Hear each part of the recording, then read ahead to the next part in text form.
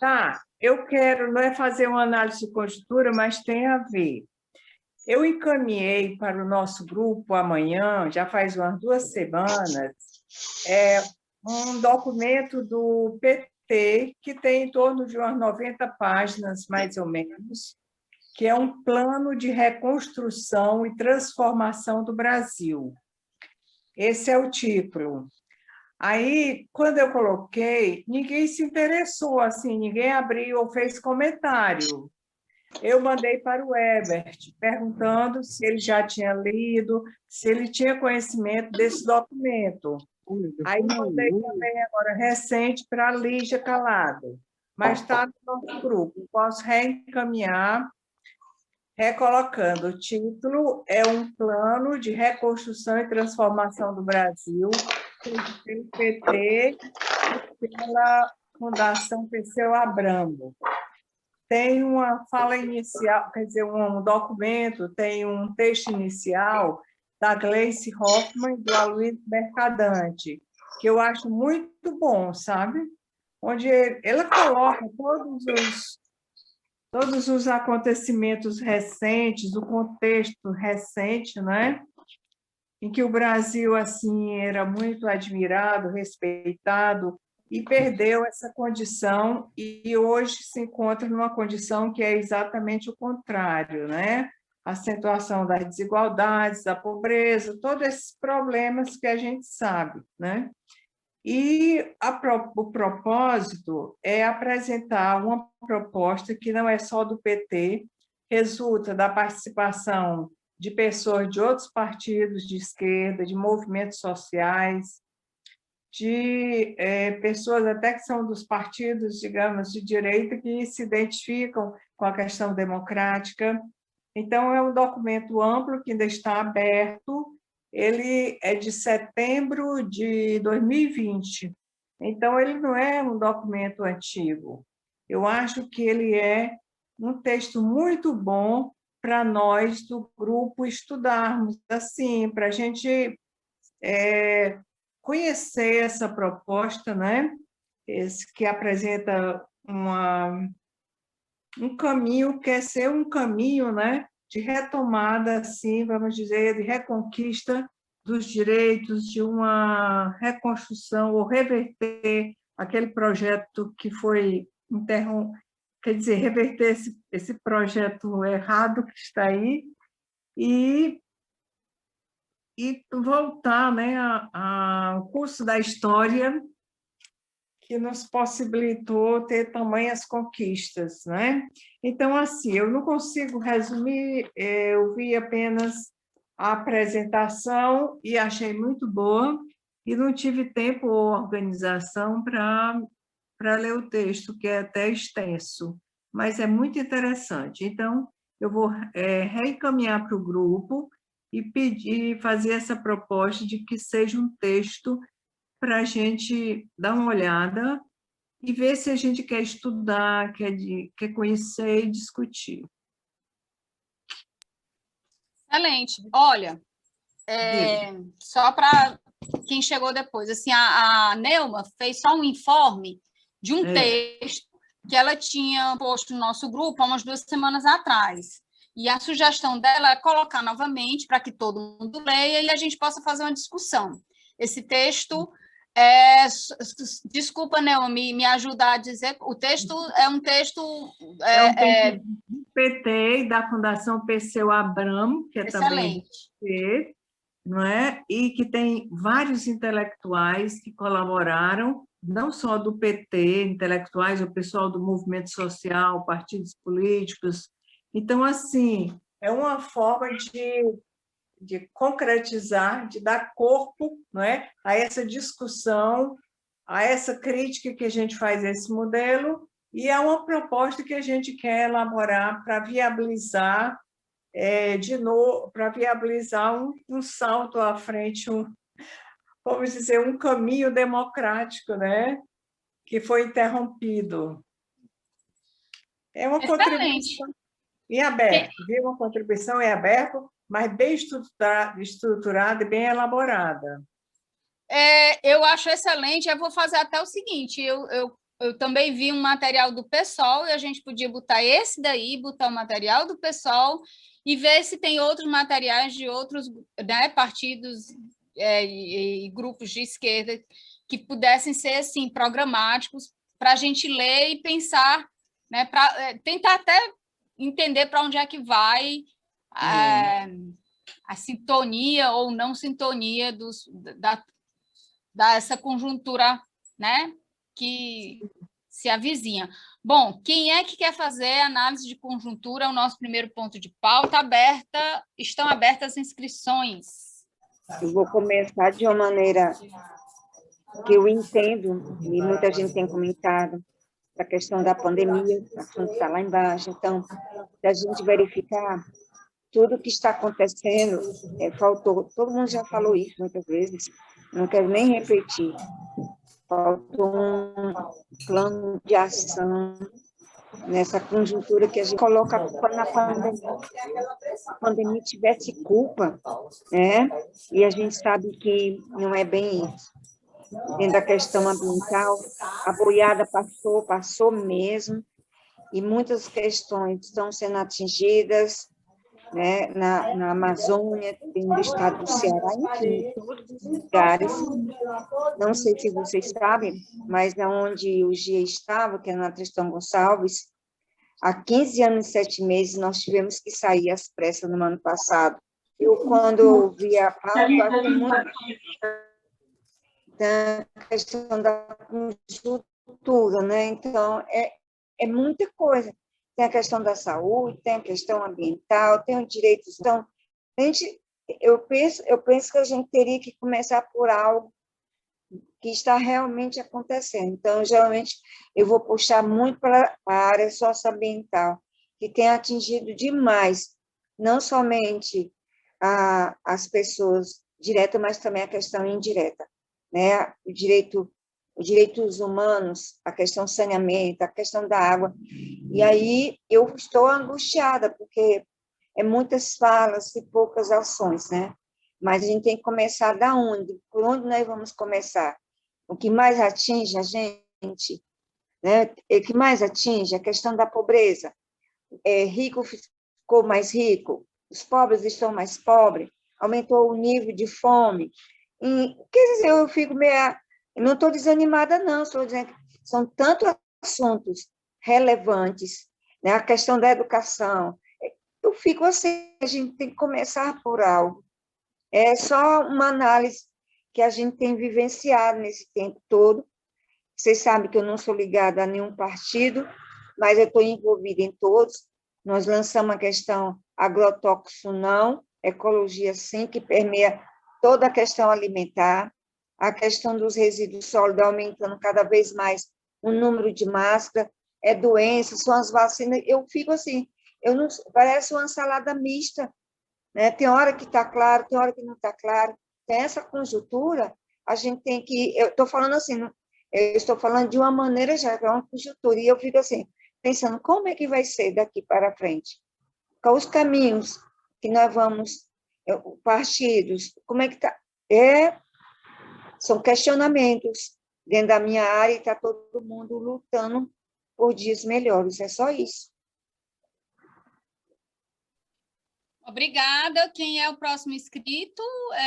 Gente, eu vou precisar que vocês me ajudem aqui. Bota aquela mãozinha assim. Ok. Marcos, pronto, 3 minutos. Obrigada, Cláudia, você respeitou o tempo. Vou contar aqui. Pronto, Marcos? Tá, ok. Inicialmente, eu quero dar uma boa noite a todos os companheiros e companheiras e dizer que eu estou vivendo de saudades de todos vocês. Eu digo vivendo, porque não gosto do morrendo de saudade, entende? Prefiro dizer vivendo de saudade. Parece que o meu querido amigo intelectual está com uma blusa interessante aí, se é que eu estou pensando. Voltando à questão. Nós sabemos que é impossível fazer uma análise de conjuntura em 3 minutos, né? Mas eu quero dar uma opinião para início. Há 5 meses, eu estou fazendo um estudo sobre o conteúdo da crise estrutural que o país está passando. Da crise estrutural que o país está passando. Veja bem, ó, o fascismo de Mussolini, ele tinha conteúdo. Mussolini tinha conteúdo. Ele aproximou, por exemplo, as forças produtivas, os sindicatos, fez a Carta del Lavoro. Getúlio era muito próximo às suas ideias, repetiu no Brasil a Carta del Lavoro, criou a CLT. E o restante nós sabemos o que foi o fascismo de Mussolini. O fascismo ampliado nazista de Hitler, nós sabemos. Ele tinha um conteúdo. Ele escreveu um livro que deu uma alicerce para seu projeto político, que depois, né, nós sabemos o que deu. Franco também tinha conteúdo. Embora a repressão total e a ausência absoluta da liberdade, né, mas ele tinha seu conteúdo político. O Japão não. O Japão é mais uma coisa de estoísmo, com príncipes, reis, essas coisas todas. E esse nosso fascismo, o que é? Então, há 5 meses, eu estou estudando toda a história das facções criminosas do Rio de Janeiro. Todas. Estou me tornando especialista. Até eu sei quais são as facções que atuam agora, aqui no Ceará. E estou agora abrindo, creio que daqui a 2 semanas, um estudo sobre a origem das milícias. Porque esse nosso fascismo não tem conteúdo. Então, eu vou estudar a milícia. Por quê? Então, que fascismo é esse? Porque a milícia jogou milhões e milhões e milhões no Brasil todo para eleger essa coisa, o inominável. Que é? Eu estou estudando isso. A Márcia Tiburi tem um grande trabalho, razoável e muito bom, aliás, razoável não, muito bom, sobre essa questão. Mas nós precisamos saber qual é a essência das ideias e da estrutura de poder desse inominável, porque, ao que parece, não há nenhum projeto estabelecido. É uma coisa muito de conjuntura, momentos. Isso destrói o Brasil e a democracia. Como dizia Carl Sagan, que eu sou seguidor de Carl Sagan, né? Nosso grande matemático, astrônomo, filósofo da ciência, ele dizia que o maior perigo para a democracia é do poder e a ignorância. E é isso que nós estamos vivendo. A minha sugestão, para finalizar, é que o nosso produtor intelectual, o Mário Mamed, né, junto com o nosso outro, que faz parte da inteligência do Ceará e brasileira, o Dr. Valton, ao lado do... Está aqui com a camisa da União das Repúblicas Socialistas Soviéticas, que vocês elaborassem um documento base, que nós pudéssemos trabalhar em cima desse documento, para que o nosso grupo, né, possa saber a bússola do que vai ser o amanhã. Desculpa eu ter passado o tempo. Bom, inicialmente saudar todos os companheiras e companheiros, né, a imensa alegria em reencontrá-los num período em que estamos todos confinados e portanto, há uma certa tendência nesse confinamento a perder até um pouco de agudeza de algumas percepções, que a gente se alimenta desses nossos encontros, né? Esses encontros nossos têm sido cada vez mais difíceis, mas, a despeito de todas essas dificuldades, eu acho que nós estamos vivendo, dentro de um quadro dramático, um quadro melhor, né? Quer dizer, especialmente depois de que o Lula foi habilitado para ser novamente candidato, depois que retirou-se toda essa farsa judicial que havia sido tramada contra ele, nós vemos um certo desbloqueamento da sociedade civil, de alguns processos, nós vemos um novo funcionamento, uma nova dinâmica, digamos, do Estado de Direito. O STF voltou a atuar como Corte Constitucional, que não o fazia, e a gente vê uma certa movimentação maior da sociedade civil. Mas nós ainda estamos num quadro de defensiva. É um quadro, como o Marcos descreveu muito bem, de uma presença dominante do fascismo num misto, numa relação, digamos assim, uma coisa teratológica com o neoliberalismo, se bem que isso não é propriamente um problema, porque alguns teóricos que serviram ao fascismo também defendiam um mercado livre, como era o caso do Carl Schmitt, por exemplo, o grande teórico do estado de exceção. Mas, de qualquer forma, nós estamos vendo, de alguma maneira, a direita se despregando um pouco do Bolsonaro. Então, isso nos abre uma perspectiva que é positiva e que nós temos que alargar. Nós temos que usar o companheiro Lula como esse momento de alargamento, agora, com todas as dificuldades que nós temos, que nós estamos vendo refletido hoje aqui. Uma dificuldade de nos reunir, quer dizer, temos que protestar, mas como protestar só nas redes sociais, se essas redes sociais não são neutras, se nós estamos dentro do campo deles?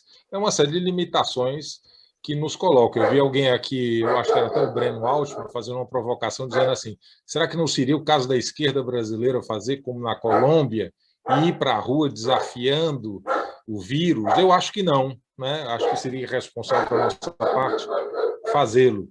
Então, é melhor que nós nos acautelemos um pouco, mas acho que nós devemos lutar por algumas questões, né? Por exemplo, acho importante essa questão da luta democrática mais geral, mas acho que é importante também que nós tenhamos claro que nós não estamos em 2002, que nós não vamos simplesmente replicar o que aconteceu em 2002 e que houve uma ruptura dramática na estrutura capitalista mundial, com repercussões no Brasil, que nos fecham os espaços clássicos, inclusive, da democracia e do Estado de Direito dentro da ordem.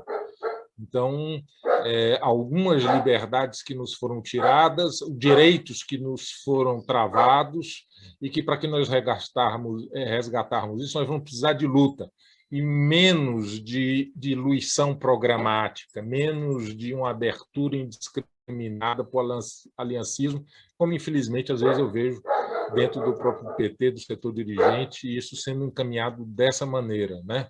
Então, é um momento de preocupação, porque nós continuamos num quadro periclitante grave, mas, ao mesmo tempo, em que nós conquistamos algum espaço para respirar, um espaço, digamos assim, de maior otimismo, né? Então, acho que é isso, né? Quer dizer, gostaria de estar dizendo diferente, que agora se abre uma grande avenida, que nós vamos conquistar novamente a democracia, o Estado de Direito, que nós vamos avançar para a luta socialista. Acho que essa perspectiva deve ser essa, a nossa perspectiva de esquerda, uma perspectiva de unir o campo popular, operário, popular, etc., mas acho que também nós não podemos relativizar as imensas dificuldades que nós ainda temos pela frente, né? Eu acho que é difícil, Sila, e companheiros, demais companheiros e companheiras, qualquer análise de conjuntura que possa ser feita por uma pessoa em 3 minutos, aí depois outro fala 3 minutos. Se um desse sequência ao pensamento do outro, que fosse uma coisa mais ou menos uníssona, o Marcos fala, o Newton continua um segundo momento, depois entra alguém, complementa mais um pouco, dentro de uma mesma linha que já tivesse sido anteriormente discutida e que fosse mais ou menos convergente, até que poderia resultar em alguma coisa positiva para o nosso coletivo. Mas eu acho que 3 minutos, a fala do Marcos ficou totalmente prejudicada. A fala do Newton também prejudicada. Qualquer fala aqui vai ficar prejudicada, porque é difícil analisar essa situação. Ou seja, nós estamos diante de pessoas que estão dirigindo o país movidos por uma pulsão de morte. É aquilo que o Valton fala, essa coisa é a pulsão destrutiva. Eu não tenho dúvida, se o Bolsonaro pudesse, desencadearia um golpe, desencadearia uma guerra civil, desencadearia uma ação miliciana com apoio da polícia militar, como houve na Bolívia, porque ele tem uma sede de poder muito grande, é uma pessoa tosca. Ele não se mantém no poder pela inteligência, pela habilidade, pela capacidade de articulação política. A única possibilidade dele se manter é pela força bruta. Para se manter pela força bruta, ele conquistou um setor da elite, o mais atrasado, os Hang da vida e outros mais, né, para dar apenas o exemplo e ganhar tempo. Ele conseguiu atrair uma parte do exército, que ora faz de conta que não tem nada a ver, mas são 10 mil militares dentro do governo, 10 mil militares. Não vão sair do governo, porque um salário de DAS 4 deve estar em torno de 15 a 20 mil reais, fora outras vantagens. É muito emprego para muita gente, é muita benesse. Só que eles estão percebendo, o Exército, que quanto mais fica no governo com a loucura do Bolsonaro e dos pazuelos e do Guedes, e o país ladeira abaixo, igual um carrinho de rolimã que a gente brincava na infância e sabia que ia se machucar, mas era um desafio, era uma peripécia, digamos assim, mas nós estamos descendo ladeira abaixo de um carrinho de rolimã. E aí nós não sabemos onde é que vai parar isso, né? Se o Exército ficar, vai cada vez mais caminhar dentro de um pântano, sujando as botas, sujando a farda, cada vez mais eliminando o seu conceito, que já não era, do ponto de vista democrático, tão bom. Havia uma mácula no Exército, do ponto de vista da democracia, dos direitos humanos. Se sair, é complicado, porque o poder não se mantém.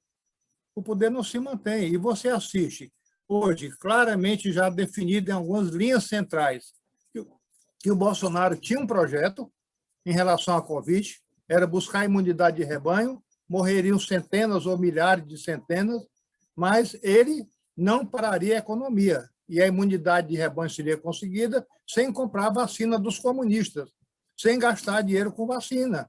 E usando medicamento que não está bem claro, como a cloroquina, que tem mutreta grande pelo meio. Tem mutreta grande, porque esse cara abasteceu o país via o laboratório do Exército de cloroquina.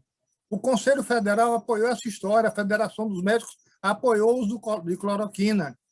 Então, nós estamos vivendo emaranhado de coisas, e eu fico assustado pelo seguinte, para não avançar muito, a questão das milícias. O Itzel, lá do Rio de Janeiro, foi afastado por corrupção. O cara que assumiu no Rio, assumiu essa semana. Hoje autorizou uma ação de polícia / milícia dentro do Jacarezinho com a chacina de 25 pessoas.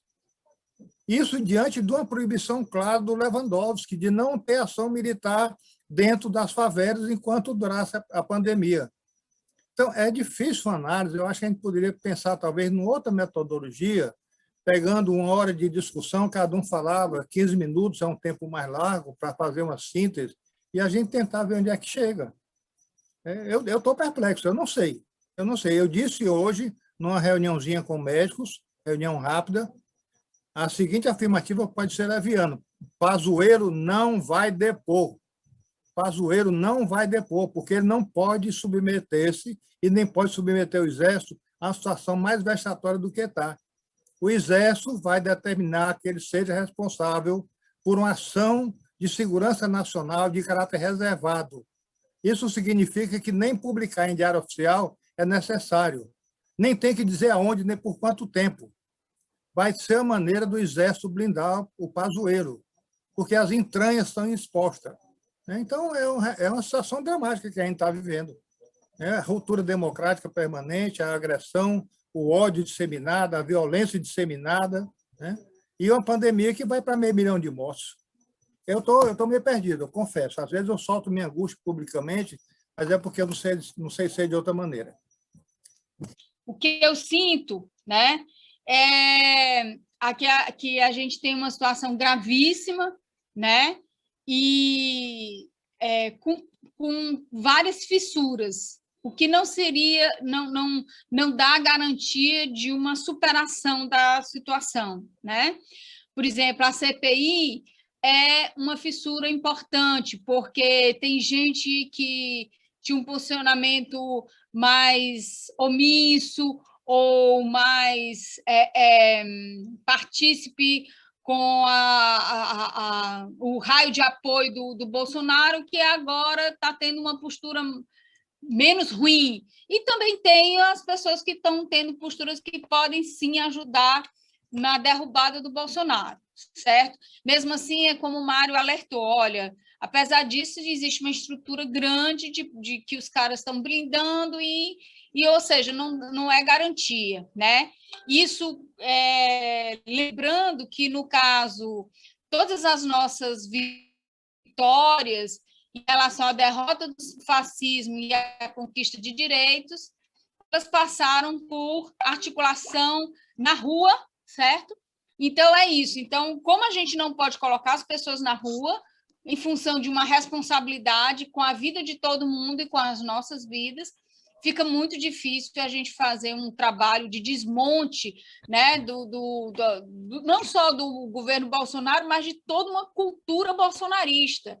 Não adianta só a gente tirar o Bolsonaro e colocar quem, se essa pessoa vai dar seguimento, né? Porque muitas vezes acontece na política, muda-se para não mudar nada. Tá? Eu tiro o Bolsonaro, boto uma outra pessoa que vai dar continuidade a uma série de ações, né, de avanço do neoliberalismo, de expedientes autoritários e ditatoriais mesmo, como a gente já está vendo que está meio que se normalizando. O Brasil teve esse massacre hoje e a gente estava ontem chocado com a morte do Paulo Gustavo e, ao mesmo tempo, chocado porque a gente já passou de 410 mil mortos e hoje a gente também a gente não consegue nem ficar tão arrasado quanto a gente deveria e como ficaria como acontecia antes. Acho que a gente poderia, aí pensei, então, assim, eu sei que não é exatamente o momento de encaminhamento, mas eu penso o seguinte, que a gente poderia ver possibilidades de fazer outros encontros onde tivesse essa única determinação de pensar a conjuntura, tá certo?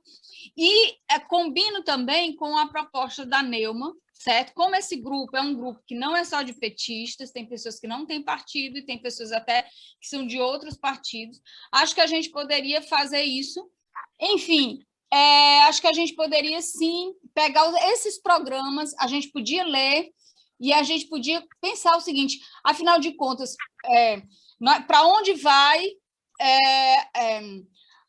as lideranças e forças e partidos de esquerda, o que estão pensando, isso também é importante, né? E porque isso é muito preocupante se a gente não tem um direcionamento que realmente atenda às necessidades do momento atual, certo? Então, o que estão pensando, para onde vão e como é que a gente pode contribuir para isso aí? Todos nós aqui temos ido dormir pensando nisso, temos acordado pensando nisso. O estado de nervo, eu não sei como é que está a sua família, mas não deve estar muito diferente da minha. A gente vive com os nervos à flor da pele, certo? É impossível ficar alheio a essa questão toda. Mas uma coisa tem me tocado como emblema, né? Que você tocou no assunto, e eu gostaria até de ver sua opinião e a do Nilton sobre isso, sobre essa questão da possibilidade do bolsonarismo continuar com outra figura. Porque não esqueçamos que isso é possível. Ele jogou as sementes aí, os percentuais nos assombraram. Essa relação com os algoritmos, que eu tenho estudado, certo? Ela além da maldade, o que nos toca, enquanto seres que buscam humanidade, é a maldade. Mas quando a gente consegue se isolar dessa maldade, não que a gente não fique indignado, sabe? Mas a capacidade de ler o momento in loco, certo? Ela tem uma proficiência muito profunda, ela atingiu muito mais do que qualquer um de nós esperava. E eu não duvido nada, não sou pessimista, sabe? Não é o pessimismo que me guia, não. Eu não duvido nada do bolsonarismo cair e essa onda continuar, porque eles foram aflorados. Certo? Eu vejo muita gente na esquerda hoje se negando a usar o termo fascismo. É fascismo pronto e porra. É o fascismo que está aí, cara. Sabe, tenho muito medo. Eu estou vendo a hora aí. o Bolsonaro cair antes da eleição. E um dos motivos, sabe? Um dos motivos é a possível eleição do Lula. Um dos motivos é a possível eleição do Lula, porque talvez, se não for o Bolsonaro o candidato, eles se unam, certo? Usem o ranço antipetista que foi criado, que foi elaborado. Agora, a possibilidade do bolsonarismo continuar, porque o bolsonarismo tocou no que já estava no seio, certo, desses pseudo-aristocratas aqui do Brasil. Já estavam aí os machistinhas, os misóginozinhos, os racistinhas, já estavam todos aí, e eles estão unidos hoje. Só era esse o adendo que eu queria, que eu tenho refletido muito, certo? Talvez até, não sei se a Cida está aqui, um dia desse eu estava conversando com ela. Desculpa, a Cida não, a Elô, perdão, você eu estou vendo. A Elô falando muito de outra candidatura. Não existe outra candidatura. Para derrubar o Bolsonaro, os seguidores do Bolsonaro, não existe outra candidatura. Eu queria até conversar com a Heloísa sobre isso. Certo? Não existe. Estatisticamente, não existe outra possibilidade se não for o Lula o candidato. Então, o meu maior receio é a possibilidade dessa onda se estender, onda mais elaborada. E, diante, vem indicativo disso. Quando eu vi o ministro da Saúde conversando hoje, talvez ele se torne a pessoa mais perigosa desse processo.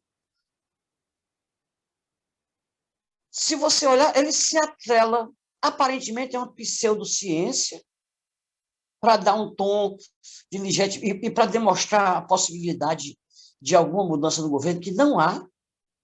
Eu tenho certeza que o seu Bolsonaro está contando com algum embargo chinês para não vir vacina para cá, para diminuir o fluxo dessas vacinas, certo? E enquanto à proatividade, eu ainda estou acreditando muito por conta dessa pandemia, que essa proatividade tem que acontecer muito também na questão da nossa linguagem.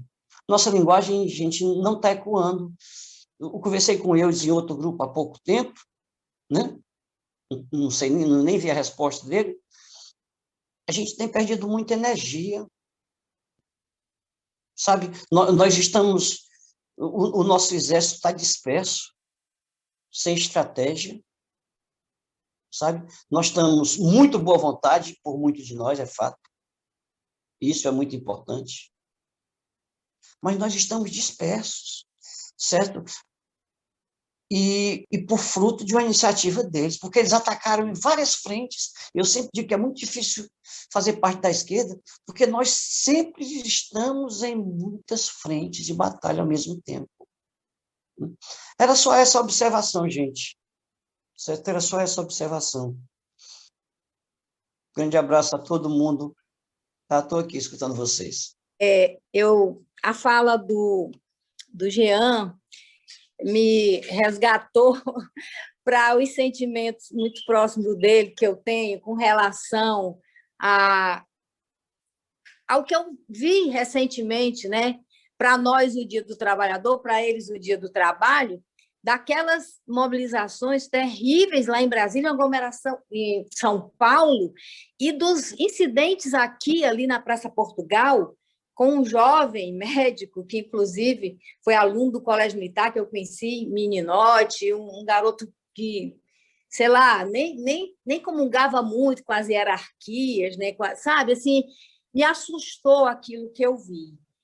E, de repente, não sei quem foi que falou um pouco antes, né? Que, de repente, é como se o Bolsonaro tivesse encontrado aquela chave onde abriu porta para todas as, sei lá, maldades, as coisas mais perversas que existem dentro dos seres humanos e que apareceram. Então, assim, me assusta muito o que eu vejo e eu acho crescente. Eu não vejo uma diminuição. A esquerda, a direita,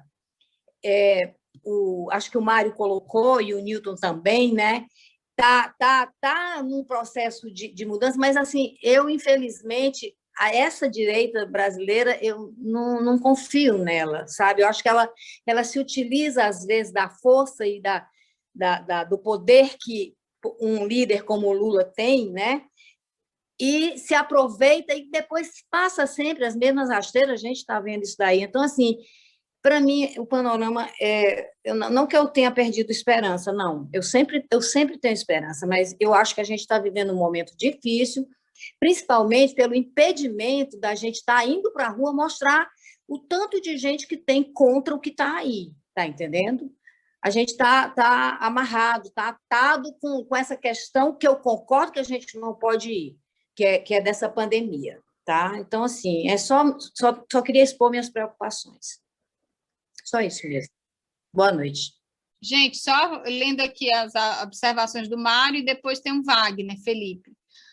Agravamento da crise econômica com retirada de apoio da elite empresarial, financeira nacional e insatisfação do capital internacional com a derrocada do mercado interno e perda de interesse de investimentos no Brasil. 2. Situação de agravamento da pandemia, né, do Covid, representando ameaça uma incontrolável pandemia planetária. O afastamento dele seria precipitado pela acusação de crime contra a humanidade. Já há motivos suficientes para que ele seja acusado por crime sanitário previsto na nossa legislação. 3. A perda de sustentação do Exército e por extensão das Forças Armadas e capacidade de contenção das polícias militares, onde ele tem preocupante apoio. Wagner? Pois não. Só tira aí, teu microfone está desligado. Só... Tá ok. Estão me ouvindo bem? Ok. Eu vi até agora, e dando continuidade àquilo que o Jean começou a falar, eu manifesto a opinião da seguinte forma. Eu gostaria que se pensassem assim, da forma como nós encaramos o momento que nós estamos passando. Eu não acho mais palpável se falar em neoliberalismo. Isso passou. Isso foi o início. Hoje nós enfrentamos uma guerra, e uma guerra muito mais acirrada, e muito mais sangrenta, e muito mais preocupante. E o distanciamento entre a unidade de comando e as bases, ela se torna cada dia mais evidente.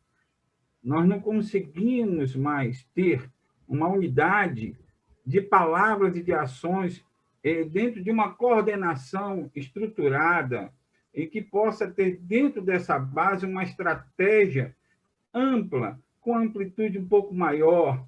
Quer dizer, nós tivemos aqui a oportunidade de ver, dentro do Big Brother, por exemplo, 20 e tantos milhões de pessoas se arregimentando para votar numa pessoa, e os recursos da Petrobras que estão sendo aí doados, aqueles restinhos que nós tínhamos do pré-sal, que seriam destinados à educação e à saúde, estão sendo agora entregues dentro dessa nova política de entregacionismo do patrimônio público da nação. E nós não conseguimos arregimentar pessoas que, pelo menos, pressionem esses nossos edis de uma forma um pouco mais enfática. Por quê? Porque nós não conseguimos tocar neles. Porque essas coisas não estão tocando a grande massa. E nós somos também responsáveis por isso. Nós temos o nosso mundinho aqui no Ceará, mas se nós formos pegar, como um colega também falou aqui, a respeito do Rio de Janeiro, da violência do Rio de Janeiro, essa violência que começou antes, digamos assim, contrária aos grupos afro-brasileiros, quer dizer, foi arregimentado os protestantes, que são fundamentalistas, eles se dizem evangélicos, mas na realidade eles não são, eles são fundamentalistas de uma outra, que tem uma raiz num Deus ainda agressivo, começaram a combater isso. E esse ódio, esse rancor, esse azedume, esse achar melhor do que o outro, foi criando uma proporção maior. Então, se nós não conseguirmos, dentro de uma estratégia de ação coordenada, identificar as origens e como ela se manifesta e como ela se propaga, dificilmente iremos conseguir combatê-las. Eu pontuei, mandei para o Herbert, ele botou no grupo 7 pontos, que eu gostaria que, se vocês pudessem depois dar uma olhadinha. Ele é um pouco extenso, porque realmente eu sou um tanto quanto prolixo, eu não consigo, eu perdi as aulas de concisão, tá? Mas são pontos que deveríamos tentar ver. Nós temos, dentro das nossas agremiações partidárias, condições e braços suficientes para termos uma participação mais ativa nas decisões. Sempre se fala em Lula, mas se o Lula sofreu um acidente, Teori Zavascki sofreu, o outro lá de Pernambuco também sofreu. Nós vamos ficar na mão de quem?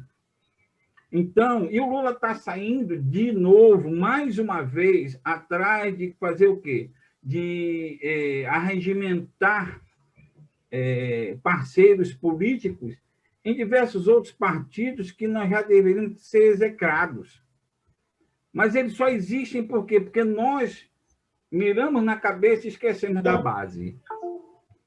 Então, nós teríamos, na minha opinião, de tentar fazer uma oxigenação dentro dessa base, tentar trazer outros nomes, tentar regimentar pessoas, porque, na realidade, o presidente ele está refém, como Lula teve, como a Dilma teve, tá? De um Congresso Nacional. Um Congresso desfavorável, ele impede qualquer ação mais efetiva. Tanto faz ser pelo lado retrógrado como no lado progressista. Sabe? Então, nós deveríamos atentar também para essa eleição dessa base política, que é o quê? Deputados, senadores, para que, pelo menos, vamos imaginar que o Lula seja eleito, que Deus queira que assim seja. Tá? Se ele não tiver uma base, se ele não tiver deputados e senadores que possam apoiá-lo, ele vai ficar à mercê da Câmara e do Senado. Do mesmo jeito como ele ficou, está aí o Temer. Do mesmo jeito que a Dilma ficou, está aí que ela saiu no impeachment. Está aí o Bolsonaro, também à mercê do Centrão. Então, nós temos que dar uma chacoalhada na unidade de comando para que ele veja que o rei que não escuta o seu povo, ele é deposto. É a oportunidade que digamos assim, as linhas de pensamento progressistas, é porque eu detesto essa história de direita e esquerda, isso é tão utilizado por essas plataformas retrógradas que me causam verdadeira aversão.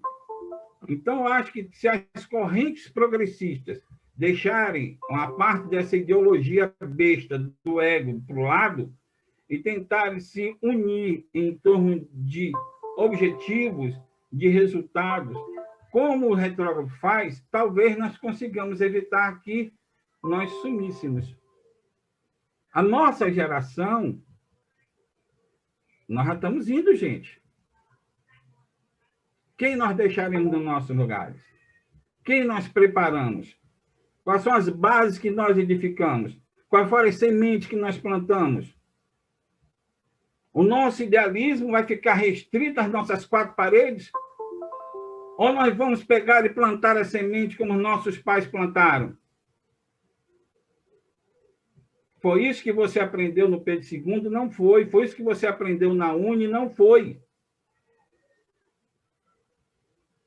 Então, se nós não aprendermos a conversar com as pessoas, elas não vão se interessar pelo que nós estamos dizendo.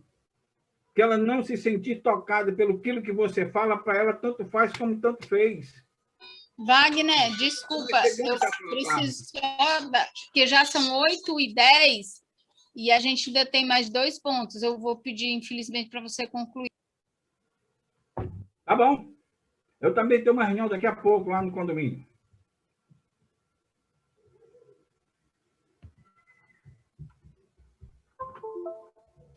Não, mas se você quiser fazer uma fala para a conclusão, fique à vontade. Não, o que eu estou tentando manifestar é só o desejo de chamar de novo a falar com a base. Se ela conseguir isso, a base ela é multiplicadora, ela é semeadora de ideias e fomentadora de ideais. Infelizmente, a nossa base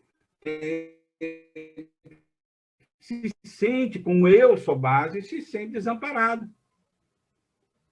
E isso depois, com o passar do tempo, eu vou explicar em que eu me baseei nisso. Tá?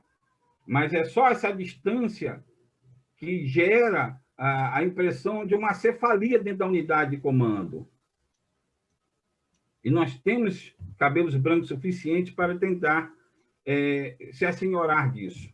Obrigado. Obrigada. Olha, a gente está aqui com a Célia e com a Elza inscritas. Célia, depois Elza.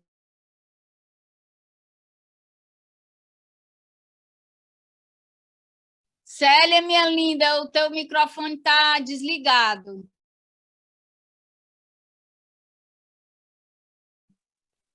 Pronto? Beleza. Ok. Tá. Eu não sei se isso que eu vou falar é exatamente conjuntura, mas é uma coisa que eu quero falar. Eu acho que a gente tem de buscar a unidade da esquerda, e eu já até tinha falado isso no grupo, e a gente tem de entender o que dificulta a gente fazer essa unidade. E, de qualquer forma, procurar essa unidade. Então, eu tinha elencado no grupo algumas coisas que eu acho que dificulta a unidade da esquerda, que é assim, a pequenez do debate político, e o pessoal, às vezes, a gente não sabe direito quem é o nosso real inimigo, aí fica brigando por besteira, ou procurando entre nós falhas, sem a gente enfrentar o inimigo principal. A gente também acredita muito nas coisas que a mídia fala, muitos de nós acreditam, se for falado contra uma pessoa que é de outra tendência, a gente já acredita que aquilo é verdade. Isso aconteceu agora no grupo, quando começaram a falar do Guimarães. E a Elô, infelizmente, ela não está aqui, né? E eu não tenho por que defender o Guimarães, mas eu defendo um petista que foi acusado e enxovalhado nacionalmente e que não foi provado nada contra ele. E ele foi julgado no STJ e foi absolvido, e abriu-se um processo contra ele na Câmara e ele foi absolvido. Então, acho que muita gente que eu conheço, que eu tenho falado em vários grupos de WhatsApp, quando o pessoal começa a falar mal de qualquer petista, eu tento defender, e falam muito do Guimarães. E eu defendo dizendo que ele não foi, que ele foi julgado e foi inocentado. E muita gente acha que era ele que vinha com os dólares na cueca. E porque a mídia espalhou essa história tanto que muita gente acreditou. Então, mas nós do PT, eu acho que a gente tem de defender os esquerdistas das coisas que são faladas contra eles. Bem, isso é uma coisa. E uma coisa que me preocupa no nosso grupo é a retórica do ódio. A gente fala de uma coisa aí, nojo.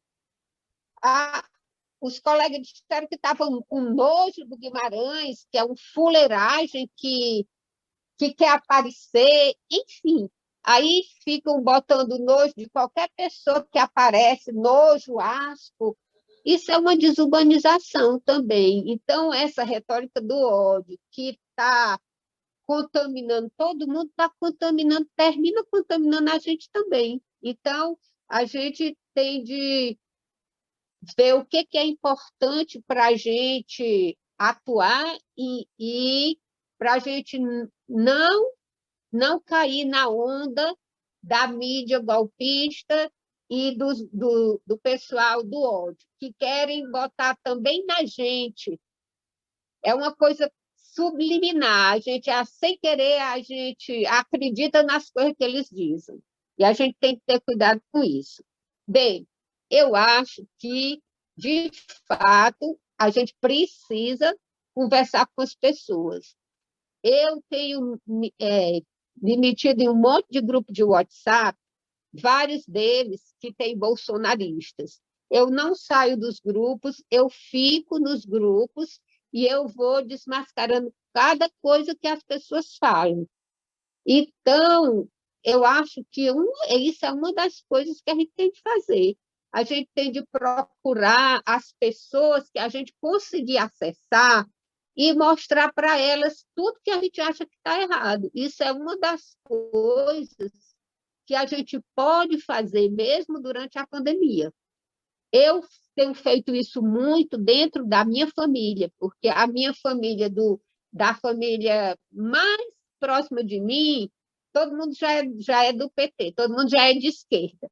Mas os primos, tem alguns bolsonaristas, mas no grupo da minha família mais ampliada, eu não deixo de colocar toda a vida.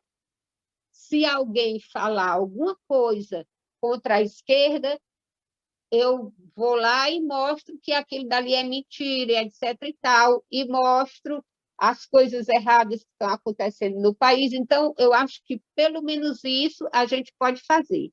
Por enquanto, é isso. Obrigada, Célia. Elza.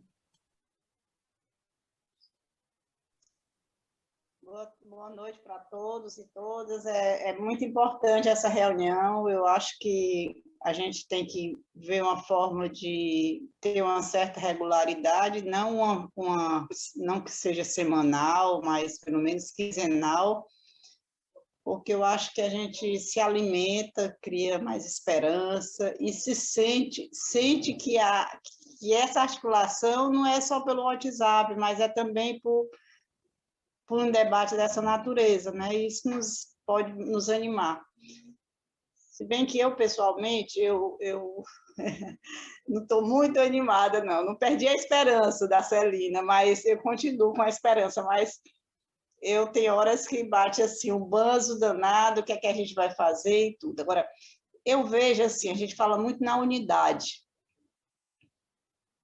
A unidade, ela se constrói mediante articulações políticas. A unidade é uma coisa vazia. Como é que você vai construir a unidade, né? Então, eu vejo que estão acontecendo muitas coisas no Brasil, no Ceará, em Fortaleza, ações interessantes, seja na dimensão da solidariedade com as vítimas,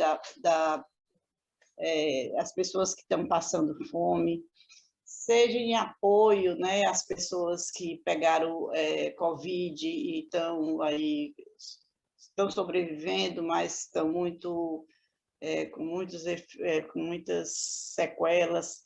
A gente, de alguma forma, a gente está sendo muito solidário. E tem muitas ações interessantes acontecendo, por exemplo, essa questão dos hot dogs, denunciando o Bolsonaro, que estão aparecendo nas cidades. Aqui em Fortaleza, eu tenho saído pouco, não tenho visto muita coisa, né? Mas, por exemplo, em Pernambuco, na Bahia, alguns amigos sempre têm me mandado muito material sobre cartazes de rua e letreiros e painéis, né, que as pessoas estão conseguindo colocar. Também acho que tem muitos grupos atuando. Agora, a gente não tem uma dimensão de como, por exemplo, a gente não tem um mapeamento de como está Fortaleza. Tinha um grupo que eu participava, logo que a Dilma se deu o impeachment da Dilma, que era um pessoal ligado à arquidiocese, que tinha muita gente de periferia, né? Mas esse grupo, praticamente, eu acho que ele ainda mantém o WhatsApp dele, mas eu acho que é uma coisa muito que perdeu o encanto do trabalho na periferia. Eu nunca fui para a periferia, mas eu apoiei muitos trabalhos, por exemplo, no Janguru Sul. E eu acho que, eu não sei se alguns trabalhos estão mais escassos, estão menos potentes, né? Eu concordo com a questão da articulação. Eu acho que a gente constrói a unidade mediante articulações, porque a unidade se constrói na luta, né? A gente está vivendo esse momento muito difícil de luta, porque a gente não pode ir às ruas, e a rua olhando olho no olho é outra coisa, é uma emoção que você passa, é um sentimento de pertença, né? De um grupo, né?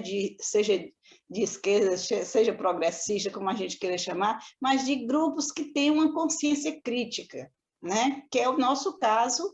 Agora, eu vejo assim, muitas vezes, às vezes eu fico um pouco assim entediada da gente ficar conversando nós com nós. Nós que já temos uma consciência crítica, já temos uma militância maior ou menor.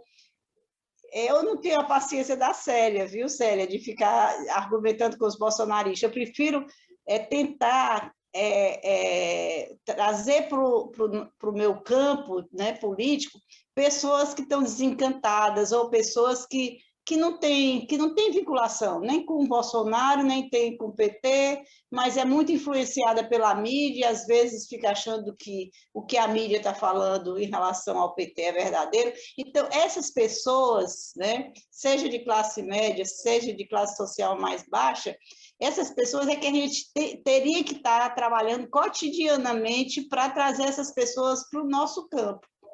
Não necessariamente para esse grupo, mas para algumas atividades específicas, porque não é só o discurso, não só são as narrativas que convencem. Eu acho que a prática política ela é uma coisa que contagia. Então, eu não sei, por exemplo, eu acho que a forma partido está muito deteriorada. Atualmente, eu não sou mais de nenhum partido e não tenho vontade de me filiar a nenhum partido, porque eu acho que o partido termina sendo uma coisa que, ao invés de eu sei que quem está no partido tem um poder de decisão, de interferência maior do que quem não está. Mas eu acho os partidos tão engessados, E, por exemplo, eu não confio num partido que vive só em torno dos mandatos parlamentares. Eu acho que o partido, o pessoal que tem cargos eletivos aí, eles têm que necessariamente, ou eles ou os assessores dele, desenvolver uma força-tarefa no sentido de mapear quem somos nós nós aqui em Fortaleza, o que é que nós estamos fazendo, o que apoios necessitamos, não é? Como podemos fazer com que esses grupos dispersos, fragmentados, pudessem construir. O Brasil popular, eu não sei como é que está. Entende? Então, essas frentes, né? Eu sei que tudo isso é muito dificultado diante da pandemia, mas tem as mídias, entende?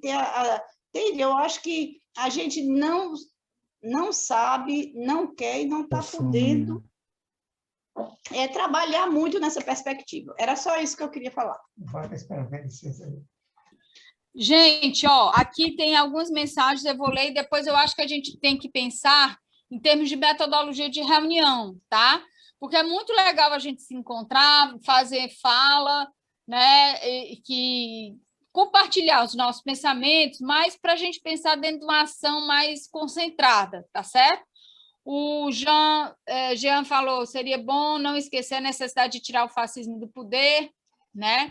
Projetos mais extensos e uma profundidade mais consistente, infelizmente, correm risco de serem esvaziados, mesmo dentro de uma ótica pertinente.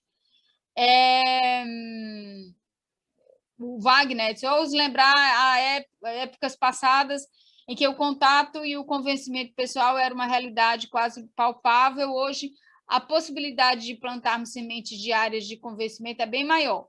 desde que seja realizada com ordem, eficiência e objetivos definidos. Temos um adversário que se alimenta da irracionalidade e do pior que cada ser cometa na perda do humano.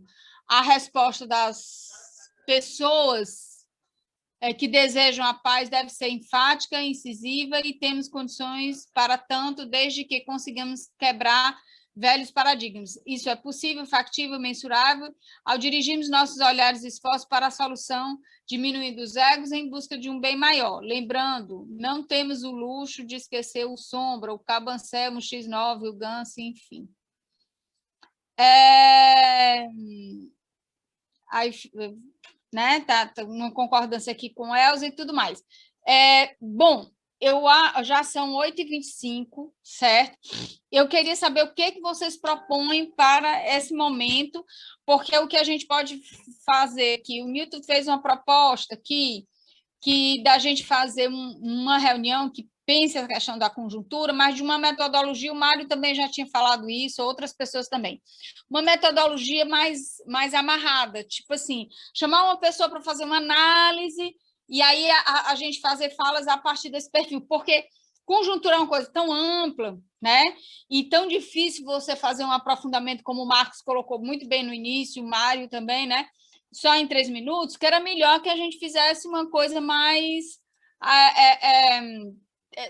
tentasse concentrar os esforços, né? E aí eu quero saber o seguinte, dentro da pauta, o que tem o que a gente pode fazer em relação à pandemia, alguns encaminhamentos, é isso. Então, eu queria ver com vocês, a minha preocupação, porque eu vou ter que resolver uma coisa que surgiu hoje, agora à tarde, relacionada, eu e Newton temos que resolver a escola da nossa filha, porque eles estão querendo que os alunos façam provas presenciais, e a gente não tem como aceitar uma coisa dessa. Então, a gente está meio preocupado, porque a prova vai ser agora, há poucos dias, e se a gente não fizer a intervenção, ela não... Enfim, eu estou com essa situação, desculpa, estou dividindo aqui com vocês, porque já vou ter que me retirar. E eu queria saber o que vocês acham que a gente pode fazer em termos de metodologia. Mário? É Mário ou é Marcos que está aqui com a inscrição? Marcos. Eu concordo com você. Penso até que a sua condução, ela nos ajuda, sabe? Porque você tem tranquilidade, tem calma, né? E isso é importante para nós, nesse momento, né? Termos o que o Mamed falou, sobriedade. Né? Eu quero só dizer uma coisa. Eu preciso usar alguns termos militares, entendeu? Termos de guerrilha. Por exemplo, nós temos que entender o teatro de operações da política hoje no Brasil. Se nós não entendermos o teatro de operações, como vamos fazer a correlação de forças? Como? Portanto, eu gosto sempre de uma frase de Karl Marx que diz assim: ser radical é ir à essência das coisas. Por que o STF está agora se modificando de forma diferente? Mas continuam, desculpa a expressão, continuam canalhas. Canalhas. Por que a G1 da Globo, que passou aquele domingo, desde as 8 da manhã até o final, contra Dilma, por que essa G1 hoje tem uma postura crítica, pseudamente crítica a essa coisa que está no poder? São canalhas, são os mesmos que apoiaram descaradamente o golpe. Há uma subjetividade na política brasileira hoje. Nós temos, eu paro aqui, nós temos que compreender a subjetividade. Nós temos que reler a arte da guerra. Nós estamos hoje em uma situação que não nos dá muito espaço para um contato de massas, vamos dizer assim. Então, quais serão as alternativas que temos? Parece que alguém falou, um companheiro falou, que está estudando os algoritmos. Seria muito importante ele passar para nós, sabe, quais são os livros que ele está estudando isso, quais são essas questões. Porque hoje nós sabemos que o Big Data, o Big Data, sabe 5.000 coisas a mais do que cada um de nós. Então, finalizo dizendo isso. Se nós não entendermos as condições objetivas desse desgoverno genocida, e se nós não compreendermos as condições subjetivas, nós vamos ficar presos à conjuntura, vamos ficar presos ao depoimento da CPI da vacina hoje, amanhã, novamente, né? A outra reunião da CPI.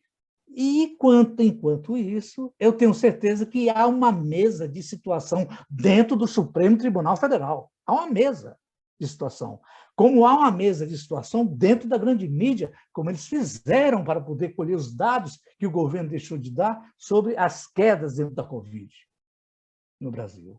Então, há um pool, existe um pool de interesses. Os militares, na minha opinião, eles têm duas posições. A Polícia Federal é dividida em 3 partes. E os militares não são apenas o Exército, é a Aeronáutica e a Marinha também. Quer dizer, e aonde estamos nós? Cadê nossas centrais? Uma companheira falou com muita propriedade. Muitos dos milhares que foram domingo apoiar o Inominável receberam R$150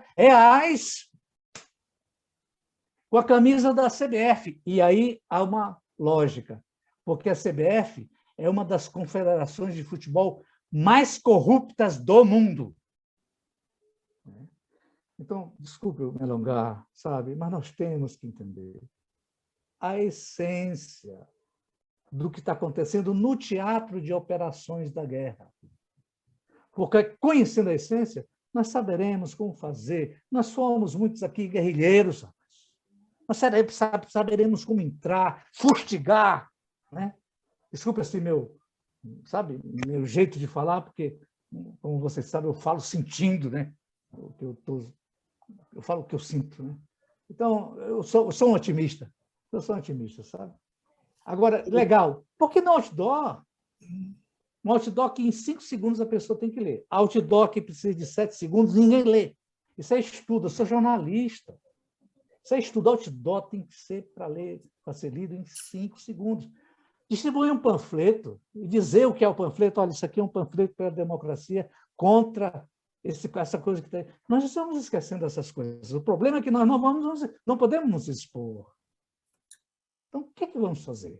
O que fazer? Né? O Ilich Lenin não está aqui. O Marcos, sem ser grosseiro, mas nós estamos numa situação delicada, porque a Cira já manifestou 2 vezes que precisa sair. É uma tarefa de mãe, nós não podemos ficar aprendendo ela aqui, claro, e nós não vamos conseguir fechar nenhuma coisa objetivamente, uma discussão que se prolonga por 10, 15 ou 20 minutos ou meia hora. Eu queria propor o seguinte, Cira, você como coordenação poderia, a partir dos elementos que foram discutidos aqui, fazer uma proposta de uma reunião que eu vou ousar sugerir. Primeiro, trazer uma pessoa de expressão nacional, não obrigatoriamente do PT, se puder ser do PT, ótimo, se não, uma pessoa que a gente considere que possa contribuir enormemente com a análise de situação. Eu acho que um nome como Roberto Amaral, por exemplo, é um nome formidável, porque ele tem uma capacidade de reflexão enorme. Mário, oi? Gessé Souza, por exemplo. Gessé Souza é sonhar alto. Sonhar alto. Ver como é que ele poderia chegar. Pegar uma pessoa de elevado nível intelectual, com muita capacidade e muita acomodação, de fazer uma live e deixar que fale meia hora. E depois nós tiramos 1h30 com intervenções de 5 minutos para que a gente procurasse refletir sobre essa reflexão, né? Porque nós estamos perplexos, nós estamos meio perdidos. É uma crise econômica, financeira, social, ética, moral, é uma crise militar, é uma crise diplomática, é uma crise de toda a natureza. E nós estamos nessa situação. E nada que está acontecendo é por acaso. Essa chacina de Jacarezinho, o governo do Estado do Rio, ele peita frontalmente o Supremo. Eu quero ver quem é que vai dar isso. né?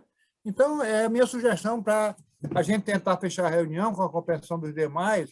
Ela fica um pouco truncada, mas acho que nós não temos outra saída para poder respeitar a sua necessidade.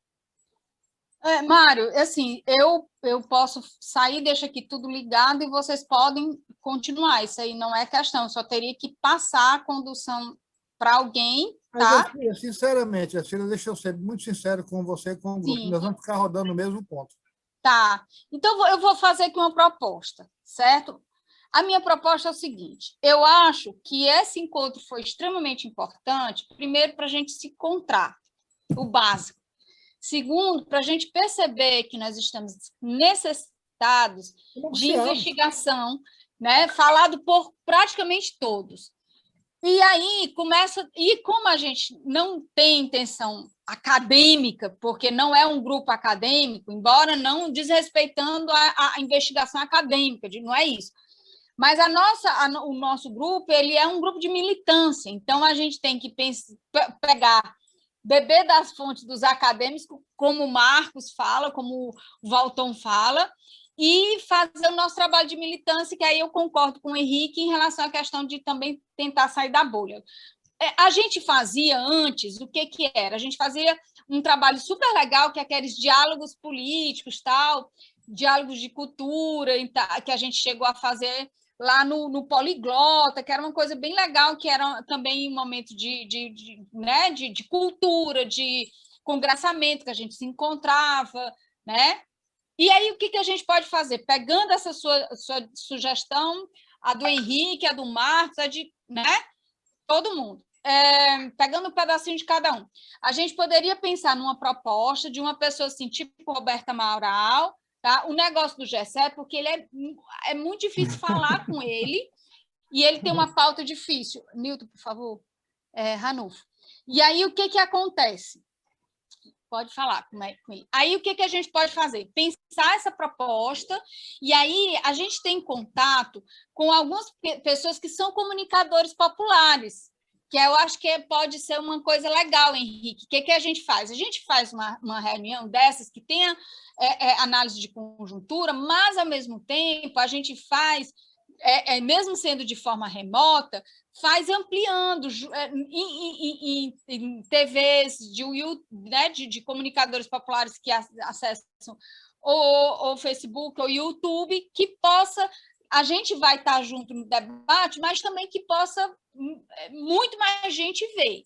É uma proposta, e a gente pode ir no grupo conversando. O que vocês acham? Pode ser assim? Só para a gente dar um arrematezinho aqui? Cira, eu acho perfeito, bacana, isso mesmo. Então, para finalizar, eu quero só desejar ao Herbert saúde, né? E gostaria que você enfatizasse agora a palestra fundamental que o Newton vai dar agora, dia 10. Nós temos que aproveitar também a produção, né, que é feita no Estado, que é feita também em Fortaleza. E não perder nada. Eu gostaria, inclusive, de saber, porque não ficou claro, se a palestra do Newton será online ou se será presencial, não sei. Porque é muito legal a gente fazer esse circuito entre nós, né? Em Sobral é um encontro de direitos. De repente, ele está aqui do meu lado, ele diz, vou pedir para ele, se for possível, passar o link. A Elzinha quer falar, né, Elzinha? Cira, antes da Elzinha falar, só para a gente tentar afunilar o encaminhamento de fechamento. Eu acho que poderia ser pensado em 3 nomes, submeter esses 3 nomes ao grupo, ver o que é que eles acham. O grupo definindo que nome prefere, a gente cairia em campo, porque não é difícil chegar a uma pessoa, por mais famosa que ela seja. São, no máximo, 3, 4 movimentos. Aí, se a pessoa aceitar, a gente define o dia, uma palestra de 30, 40 minutos, 30 minutos, pelo menos, e depois 2 horas de encontro. A gente se prepara para esse encontro. E outra coisa, a coordenação podia mandar por um pequeno texto, não é nem texto escrito, não, é um pequeno esquema de roteiro da discussão. Acho que poderia ser pensado nisso. Elzinha, desculpa, Elzinha, pronto. Eu concordo plenamente com o Mário, apesar de ficar quietinha. Eu acho que o caminho é esse. Desculpa, é porque a Elzinha ia falar antes do Mário. Deixa a Elzinha falar e você fala. bem rapidinho. Eu acho ótimo a gente chamar Roberto Amaral, chamar outras pessoas, que não precisam ser necessariamente do PT, mas eu gostaria muito de, em algum momento, a gente trazer uma pessoa que esteja realizando um trabalho de base junto aos setores populares, para que essa pessoa colocasse os avanços, as dificuldades, as estratégias, as descobertas, como é que esse trabalho está sendo feito. Eu estou com muita necessidade de uma coisa, de pessoas que falam, porque nós todos, nós mais ou menos estamos inseridos em alguns grupos e fazendo algumas coisas, mas eu gostaria de ver o trabalho de gente que está trabalhando com a periferia, Barra do Ceará, Janguuru Sul, Conjunto Palmeira, o que fosse. A gente poderia ver, dentro do nosso conhecimento, quem a gente poderia convidar, logicamente, se o grupo concordar. Leonardo Boff. Cláudia. De novo, né? Eu concordo em parte com o Mário, com a Elzinha. Mais uma vez, eu sinto muita falta, né, das bases. E tem realmente, né, muita gente fazendo trabalho. Apesar dessa pandemia, tem muita gente trabalhando em comunidades, e eu acredito que esse grupo poderia estar nivelado, sair da bolha, que eu acho que ainda está na bolha. Desculpa, eu vivo mexendo com isso, e eu sinto uma prática. Eu sinto que a gente precisa trabalhar, que a gente precisa ter esse conhecimento, é importante, mas precisamos estar próximo, para ver se a gente consegue mudar. A pandemia está aí, mas eu quero te informar que eu faço parte de 5 políticas públicas, e a gente discute com liderança nas comunidades, sobre a questão ambiental, que aqui eu pouco escuto, não é? E é importante a gente ter esse estudo, é importante a gente estar nivelado. Eu sinto essa falta, eu sinto falta disso. Roberto Mara, desculpa, gaguejei o nome. Todas as pessoas são importantes, mas a gente tem que estar dentro da nossa realidade. É isso que eu sinto. Desculpa. Beleza. Sabe o que eu estou sentindo, gente? Que nós temos aqui 2 demandas importantes. Uma demanda de investigação da realidade, de pessoas que nos ajudem a compreender a nossa conjuntura nacional, e uma outra demanda que é uma fala de ação direta junto às comunidades, certo? Ação direta junto a população em geral, né? Porque a gente sabe que temos vários companheiros que trabalham, que poderiam citar nomes aqui para a gente entender o seguinte: atualmente, qual é a experiência que está sendo feita junto às comunidades que estão numa situação, que já são historicamente vulnerabilizadas e estão numa situação de gravidade maior da sua vulnerabilidade. Então, eu acho que isso é um debate que a Elzinha falou, e eu concordo com ela. E o outro debate é um debate mais de fundo teórico, no sentido de investigação dessa realidade nossa. Como é que se analisa a conjuntura atual? Tá? Então, eu acho que a gente poderia fazer um debate e depois fazer outro debate. Acho que são 2 debates. O que a gente pode fazer? Vou pedir para a Elzinha escrever e formular essa ideia, o Mário, né, também, ou pode mandar para mim, eu mando no grupo, certo? E aí, depois, o que a gente vai fazer? Aí a gente vai vendo, pode montar uma equipezinha para uma equipezinha para outro, a gente conhece comunicadores populares e a gente vê o seguinte: marca um programa num blog que tenha, né? E faz transmissão cruzada com televisões, que a gente tem um pessoal super bacana, e eu acho que a gente mesmo, que nós somos dezenas de militantes, faz propaganda nas nossas redes e a gente vai sair da bolha. E se a gente for falar de uma comunidade específica, também fazer relações com as pessoas dessas comunidades, né? Enfim, é uma ideia, e eu acho que a gente pode terminar essa discussão no próprio grupo. Pode ser?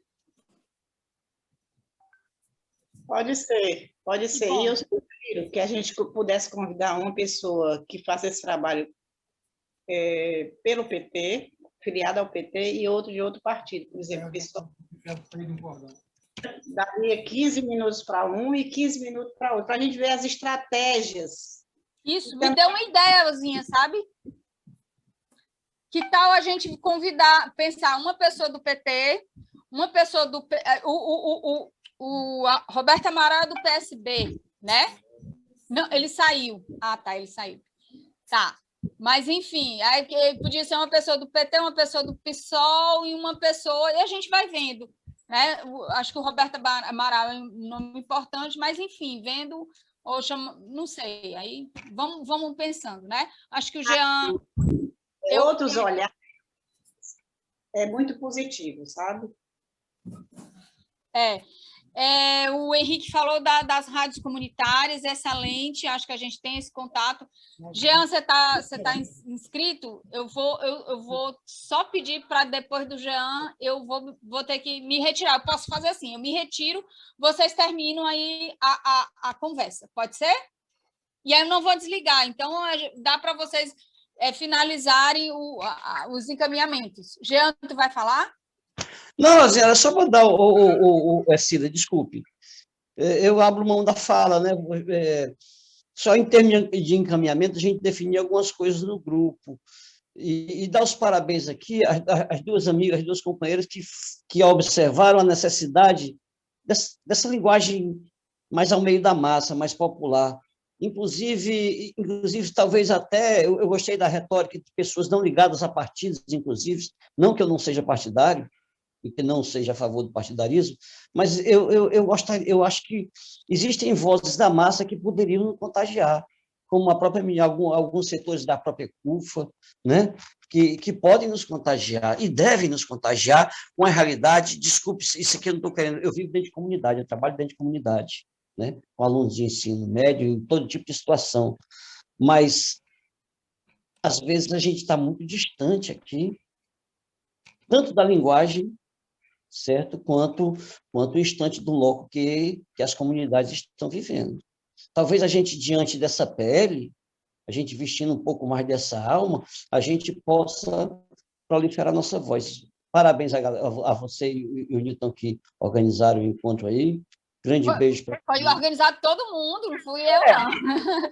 Eu não posso fazer cortesia com chapéu alheio, nem pegar o bônus que não é meu. E você encaminha esse negócio aí com brilhantismo, né?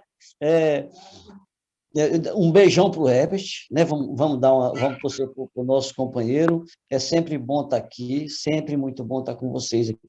Então, um grande beijo, gente. E volto, adorei. Desculpe, me faltou o nome das duas companheiras, a Elcinha, que você falou, e da outra companheira. Maravilhoso o toque, sabe? Beleza. Maravilhoso. A gente precisa de uma voz no meio da comunidade aqui, entre a gente, porque eles têm muito para nos ensinar, sabe? Eles têm muito para nos ensinar e para dizer o que de fato está acostumado. E eu queria até observar esse detalhe do Rio aí, essa covardia sacana, certo? E não pense que foi um acidente. Quando um traficante mata um jovem com 15, 16 tiros numa calçada, ele está dando um recado para toda uma comunidade. O que houve no Rio aí foi um recado, gente. A violência simbólica que o Bourdieu fala tanto, ela está saindo... Estou me estendendo.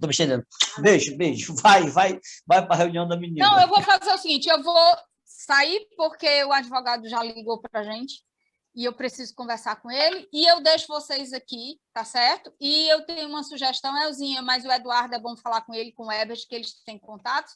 Preto Zezé é uma figura que eu acho que a gente consegue, mas Eduardo e Herbert também acho que tem nomes maravilhosos, tá? Eu peço perdão, eu estou me retirando, porque eu vou atender e, infelizmente, tem 20 minutos que ele espera, tá? Muito obrigada. Um grande beijo. Beijão.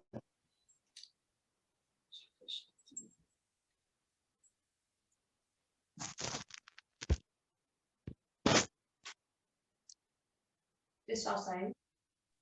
Sai. Eu acho que vai aceitar. Gente, um beijão a todo mundo. Eu ainda vou brincar da última aula da noite. Eu vou participar de uma reunião aqui no condomínio, viu? Participar da equipe de administração. Eu vou precisar me retirar. Boa noite, muito obrigado. Desculpe qualquer coisa. Eu, às vezes, falo muito mesmo.